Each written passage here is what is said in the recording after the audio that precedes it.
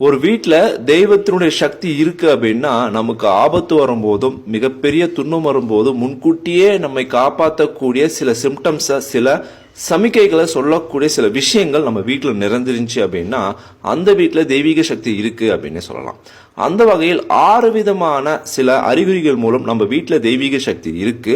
அந்த தெய்வீக சக்தி வீட்டில் இருப்பதால் நமக்கு என்றென்றும் குறையாத செல்வமும் சந்தோஷமும் எந்த ஒரு ஆபத்தும் வராமலும் அப்படியே வந்தாலும் அந்த ஆபத்தை தடுக்கக்கூடிய வல்லமை அந்த வீட்டில் இருக்கக்கூடிய தெய்வ சக்தி நமக்கு தரும் அப்படின்னு நம்ம உறுதிப்படுத்திக்கலாம். முதல் அறிகுறிகளாக நம்ம வீட்டில் பறவைகள், காகம், குருவி, சிட்டுக்குருவி, குளவி இது போல நேர்மறையான ஆற்றல் கொண்ட வீட்டில் இருக்கக்கூடிய சின்ன சின்ன அதிர்வலைகளை கூட நன்கு உணரக்கூடிய தன்மை கொண்ட உயிரினங்கள் தான் இது.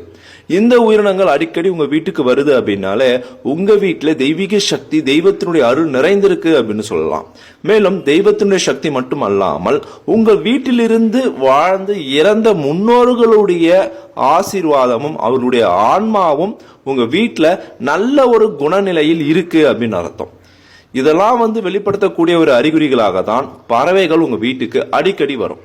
அது சிட்டுக்குருவியாக இருந்தாலும் சரி, காகமாக இருந்தாலும் சரி, குளவியாக இருந்தாலும் சரி, இவை அனைத்தும் பார்த்தீங்கன்னா சின்ன சின்ன அதிர்வலைகளை கூட நன்கு உணர முடியும். அதிர்வலைகள் என்பது எதிர்மறையான அதிர்வலைகளும் சரி, நேர்மறையான அதிர்வலைகளும் சரி. நேர்மறையான அதிர்வலைகள் இருந்தால் மட்டுமே இந்த உயிரினங்கள் அனைத்தும் வீட்டுக்கு வரும்.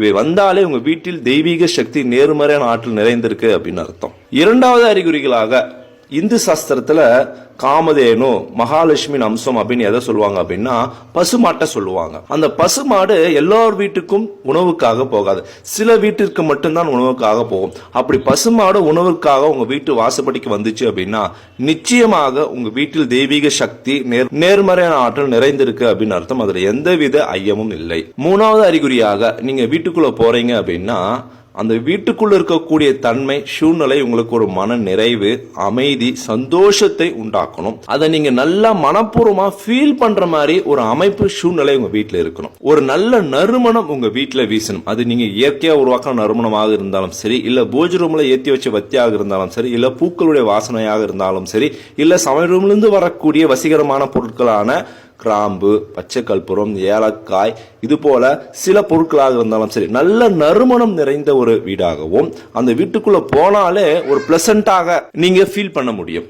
நிம்மதியா இருப்பீங்க, ஹாப்பியா இருப்பீங்க, ரொம்ப பீஸ்ஃபுல்லா, ரொம்ப அமைதியா நீங்க ஃபீல் பண்றீங்க அப்படின்னா அந்த வீட்டுல தெய்வீக சக்தி நிறைந்திருக்கும் அப்படின்னு சொல்லலாம். ஐந்தாவது விஷயமாக நீங்க தீபம் ஏற்றி வழிபடக்கூடிய ஒரு பழக்கம் இருக்கு. பூஜை ரூம்ல விளக்கேற்றுவீங்க. நீங்க வேற ஏதாவது மதத்தை சேர்ந்தவரா இருந்தீங்க அப்படின்னாலும் சரி, நீங்க விளக்கேற்றி வழிபடக்கூடிய ஒரு பழக்கம் இருந்துச்சு அப்படின்னா அந்த தீபம் நன்றாக பிரகாசமாக எரிந்து கொண்டே இருக்கும். நீங்களும் அதை குளிர விடுற வரைக்கும் அது பிரகாசமா எரிஞ்சுக்கிட்டே இருக்கும், தானாக அணையாது. அப்படி தானாக ஒரு தீபம் அணையாமல் தொடர்ந்து எரிஞ்சுக்கிட்டே இருந்துச்சு அப்படின்னா அந்த வீட்டில் தெய்வீக சக்தி, நேர்மறையான ஆற்றல் நிறைந்திருக்கு அப்படின்னு அர்த்தம். ஒரு தீபம் என்பது தெய்வத்தினுடைய அடுத்த பிரதிலிப்பாகவே கருதப்படுது. தீபம் இருளை விலக்கி ஒளியை தருது. அதே போலதான் கடவுள் நம்மளுடைய கஷ்டங்களை விலக்கி சந்தோஷம் என்ற ஒரு ஒளியை தருகிறார். இந்த ஒரு தன்மை தீபத்துக்கு இருப்பதால் தீபத்தை நாம் கடவுளாகவே கருதுறோம். அந்த தீபம் அணையாமல், நீங்க குளிர வர வரைக்கும் அணையாமல் எரிஞ்சுக்கிட்டே இருந்துச்சு அப்படின்னா அந்த வீட்டில் தெய்வீக சக்தி,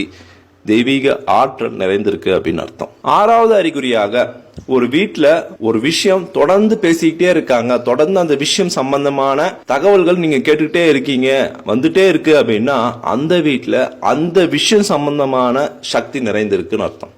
ஒரு தெய்வத்தினுடைய பேரோ, ஒரு தெய்வத்தினுடைய செயல் சம்பந்தமான ஒரு ஆக்டிவிட்டியோ, ஒரு தெய்வ சம்பந்தமான விவாதமோ நீங்க தொடர்ந்து செஞ்சுட்டே இருக்கீங்க, ஒரு தெய்வத்தினுடைய பேரை நீங்க தொடர்ந்து கேட்டுட்டே இருக்கீங்க, ஒரு தெய்வத்துக்கு செய்ய வேண்டிய பரிகாரங்கள், விசேஷங்களை நீங்க தொடர்ந்து விவாதம் பண்ணிட்டே இருக்கீங்க, ஒரு தெய்வத்துக்கு செய்ய வேண்டிய பொருட்கள் நீங்க தொடர்ந்து யூஸ் பண்ணிட்டே இருக்கீங்க அப்படின்னா அந்த பொருள் சம்பந்தமான வைப்ரேஷன் கொண்ட ஒரு செயல், ஒரு சக்தி அந்த இடத்துல இருக்குன்னு அர்த்தம். அதனாலதான் அந்த விஷயம் தொடர்ந்து உங்களுக்குள்ளேயும், உங்க மனதுக்குள்ளேயும், உங்க எண்ணங்களுக்குள்ளேயும் அது வந்து கொண்டே இருக்கு. அதனாலதான் நீங்க அதை பேசிக்கிட்டே இருக்கீங்க. ஒரு தெய்வீக சக்தி நிறைந்திருந்தால் அந்த தெய்வத்துடைய பேரை நீங்க அடிக்கடி வெளியே சொல்வீங்க. மனசுக்குள்ள சொல்றத நான் சொல்லல, வெளியவே சொல்வீங்க. மற்றவங்களும் அந்த தெய்வம் சம்பந்தமான விஷயங்களை விவாதம் பண்ணுவாங்க. அந்த தெய்வம் செய்த சில அற்புதங்கள், அந்த தெய்வத்தால் அவங்களுக்கு ஏற்பட்ட நன்மைகளை சொல்லுவாங்க. இந்த கோயிலுக்கு போனேன், இது எனக்கு நல்லது நடந்துச்சு, இப்படி நான் கஷ்டப்பட்டுட்டு இருந்தேன், சாமியை பிரார்த்தனை பண்ணேன், அந்த பிரச்சனை இருந்து என்னை காப்பாத்தினாங்க, தெய்வத்துக்கு இது போல நான் பிரார்த்தனை பண்ணேன், இது போல நான் கிரிவலம் வந்தேன், இது போல நான் தெய்வத்துக்கு விரதம் இருந்தேன். இது போல பல விதமான விஷயங்கள் அந்த தெய்வம் சம்பந்தமாக தொடர்ந்து நீங்க பேசிட்டே இருக்கீங்க, உங்க வீட்டுல கேட்டுட்டே இருக்கு அப்படின்னா அந்த தெய்வத்தினுடைய சக்தி, அந்த தெய்வத்தினுடைய ஆற்றல் அந்த வீட்டில் நிறைந்திருக்கு அப்படின்னு அர்த்தம். ஒரு பாட்டை நம்ம மனசுக்குள்ள பாடிட்டே இருந்தோம்னு வச்சுங்களேன், பக்கத்துல இருக்கவங்க அந்த பாட்டை வாய் திறந்து பாடிடுவாங்க. அது நம்ம கிட்ட இருந்து அவங்க கிட்ட ஒரு வைப்ரேஷனா டிரான்ஸ்ஃபர் ஆகும். அதே போலதான் ஒரு வீட்டுல தெய்வீக சக்தி நிறைந்திருந்துச்சு அப்படின்னா அந்த தெய்வீக சக்தி சம்பந்தமான எல்லா விஷயங்களும் அந்த வீட்டுல தொடர்ந்து நடந்துகிட்டே இருக்கும்.